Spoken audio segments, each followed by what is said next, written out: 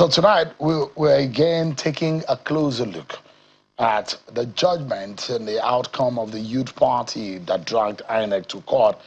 We're examining the growing controversy surrounding the court judgment in the youth party suit against the electoral umpire and the wider implications for Nigeria's 2027 electoral process, from questions over INEC's constitutional powers and neutrality to concerns about election timelines, party primaries, and legal compliance.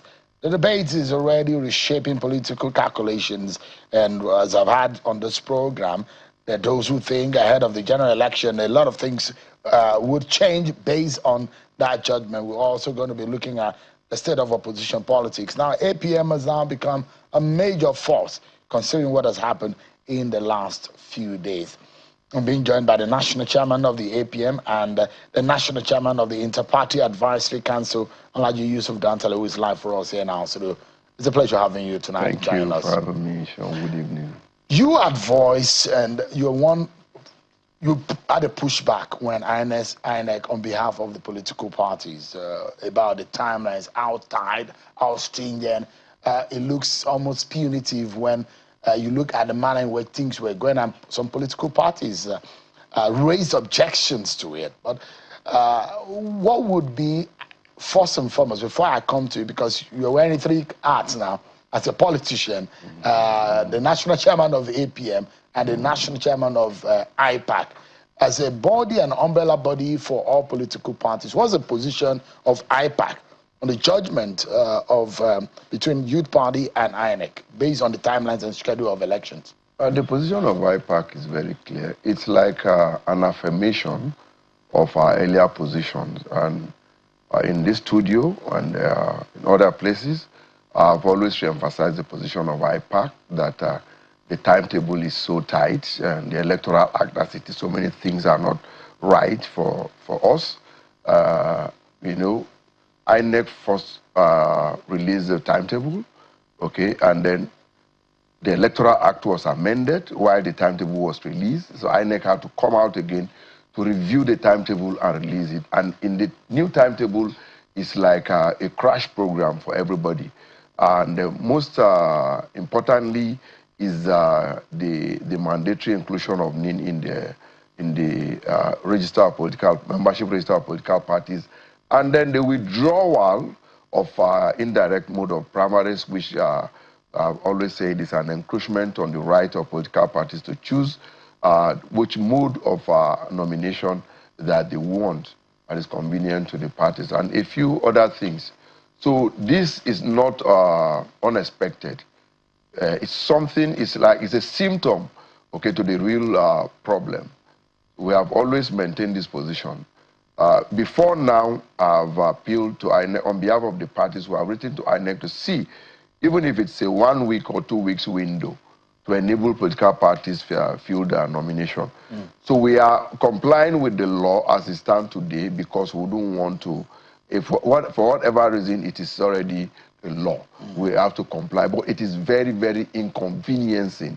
So parties are fighting, we are trying as much as possible to upload, because what we are doing is you are having a new register, even though you have registers before, but you are having new registers. So, and then you have to be careful so you don't make mistakes in some of the things you do. So this is the way. So for the IPAC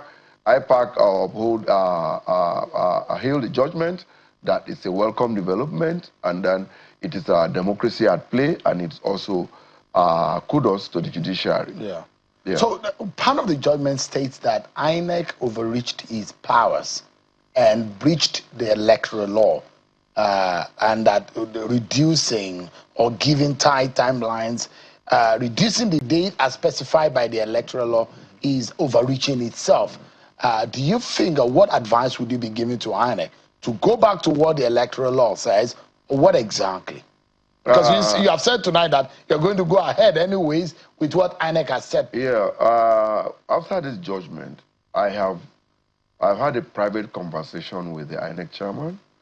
As the chairman of the Party Advisory Council, my responsibility is to see how we can all maintain balance how we can ensure that democracy does not get injured, how whatever we can do to see that we don't hit up the polity, but the right thing must also be seen to be done, okay, by all parties. So I approached the INEC chairman because we know, even though the judgment said so many things, yes, the way the judgment is, some of the things might not be that practicable, you understand? So what I advise the INEC chairman that we should do is to see that we should have more engagement with political parties so that we look at the position of the constraints of INEC. Because what INEC is doing, at times, it is not their fault, okay?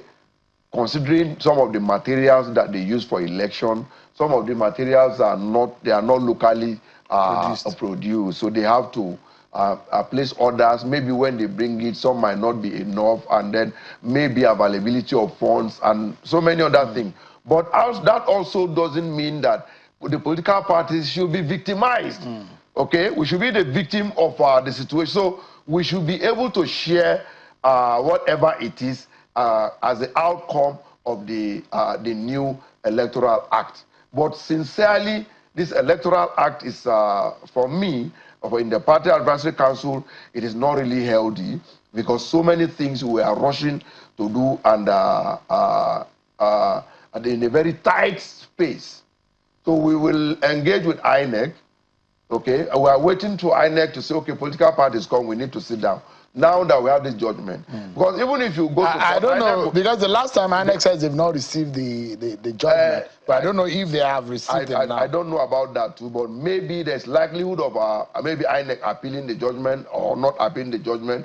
But most times it does not really end in the court. When you have understanding and we're able to agree on what to do, it will help the situation better than going to court. Because after this judgment, you will hear another one again, another party will go to court, another individual will go to court. So how long are we going to continue to go to court? But when we engage, okay, we'll have better understanding of the situation and then to help the policy. Yeah, I like it, Anthony. There are those who say that, look, this judgment has now become more or less an academic exercise as far as this election is concerned. And reasons being that there are those legal minds who will say, don't mind this judgment. Go ahead with INEC. This could be a political trap. You might follow the judgment, and at the end of the day, when INEC appeals the matter, that may be heard before the whole process is concluded, and you'll be falling into the trap. And those who will say Section 77 of the Electoral Act talks about 21 days of information before you carry out your primaries. And a lot of people don't have that luxury of time. Again, it then makes this judgment almost useless as far as this election is concerned. But there are very fundamental statement made by the judgment to say, look, INEC, you cannot contradict the electoral law. You cannot do this, you cannot do this. You cannot control the political parties' internal activities in this manner and this manner. What would you say to members of under IPAC? To follow this or to just go with what INEC has said in the guideline? The thing is that, one, I won't disagree with anybody who say that this is just an academic exercise, because every judgment is very important. In terms of the function, of the effectiveness, applicability of it for this moment, it then almost become an academic exercise. No, because look, if it's not going to happen, if you're not going to use it now, what do you use? No, I don't think so. You think it's going to be effective for this election? That's why I am saying, so that we don't go into all those crises. We need to engage. INEC need to engage with political parties. Let's look at the judgment. Look at the constraint of political parties. Look at the constraint of INEC, and then see how INEC will not violate the laws and the constitution, and how the political parties too will not be too tight. They will agree, and then this judgment nobody will even talk about it. So this is what I expect of INEC, and this is what I advise the INEC chairman for us to do. But I strongly believe that we'll come to a compromise at the end of the day. Yeah. Because Nigeria is more important than the interest of any individual. Let me quickly... And for the 21 days submission of a membership register before, or notification before primaries. Yeah. The Electoral Act did not say, because I see a lot of misconception, and we have discussed this with INEC, when say you must submit the register 21 days before your primaries. The law did not say 21 days before the first primary or 21 days before the second primary. So both the first primary nomination and the second, when you are replacing, you are substituting the candidate, you also have another primaries. So that one also you have 21 days. So we had this discussion in the last engagement we had with INEC. And then we had an understanding that for the withdrawal and replacement, you also put in the updated register of parties, so that for whoever registered between the first period and meet up with the 21 days for the other one, you update your primaries and your register and submit it to INEC and go ahead with your primaries. Your party, moving away from this judgment, your party has suddenly become maybe the second or the third largest political party now by the virtue of the governors you control. By now, yes. Yeah, Bauchi governor is now a member of your party. Correct. Is Governor Seyi Makinde a full APM member? He is. Is one leg in APC, APM, one leg in PDP? No, I don't know what. I'm not a member of PDP, so I don't know what is in PDP. But as far as you know that there's no dual membership of political parties in Nigeria. So as far as I know, Governor Seyi Makinde is a member of the Allied People's Movement, and is also vying for the position of the office of the President of the Federal Republic of Nigeria on the platform of the Allied People's Movement. So he is my member. So when you talk about PDP, he was in PDP yesterday. He became the governor of Oyo State, two-time governor on the platform of PDP. And then it will be very unfair that the party that made you where you give you what the position you are today, you just flip it off like that. So if he has a sympathy for the PDP, look at that. You see the logo of PDP and the logo of APM right behind. There was an understanding between the APM and the PDP in Oyo State. In Oyo State, not only in Oyo State. No, not just in Oyo State. Across the country. Not just in so Oyo State. there's an alliance and coalition between PDP and APM. Exactly. Yes. You are working together. Yes, we are working together. So you are working with Wike and. I don't know which is Wike. I don't know. I only know that. Who are you relating with? I'm relating with members of PDP. And Wike is as the chairman. Nyesom Wike is a member of the PDP. He's a leader. He's a leader of the PDP. Nyesom Wike and same Seyi Makinde and 3 other governors work as PDP governors for the sitting president. So can you separate them? Yes, if they have their understanding, that's a different thing entirely. But all I know is that all Nigerians know that it's common knowledge that you have 5 governors who were in PDP that work for the administration of President Asiwaju in 2023. And Seyi Makinde is among the G5. Wike is among the G5. All right. Give me a moment, sir, because I'd like to know whether or not the APM will be working with ADC, with NDC, and those who, if they are really wanting to defeat the APC in 2027, what is coalition? What does it mean for the APM? And the national chairman is here, but that's going to be after this break when I will ask him that question.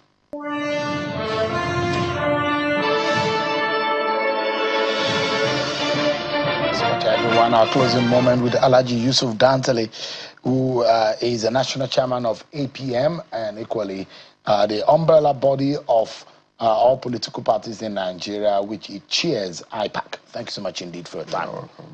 The way the opposition have gone into splinters going into the 2027 election, Bola Tinubu and the APC, as it is presently constituted, there are those who believe that it's going to be a rock or hard place to crack, defeating him in 2027 if opposition forces do not come together. Already, Seyi Makinde on the platform of the APC is just 1 kilometer or less. The APM rather, is just less than 1 kilometer away from the stronghold of Bola Tinubu.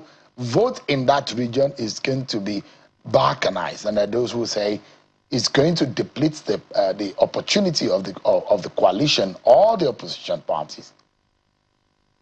I don't know what will happen, but Nigerians will decide what will happen at the end of the day.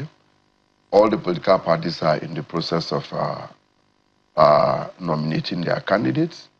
Until the flag bearers of each political parties are out, there could be discussions among the parties. We have seen it before, and it is not something that we should maybe not. I don't know.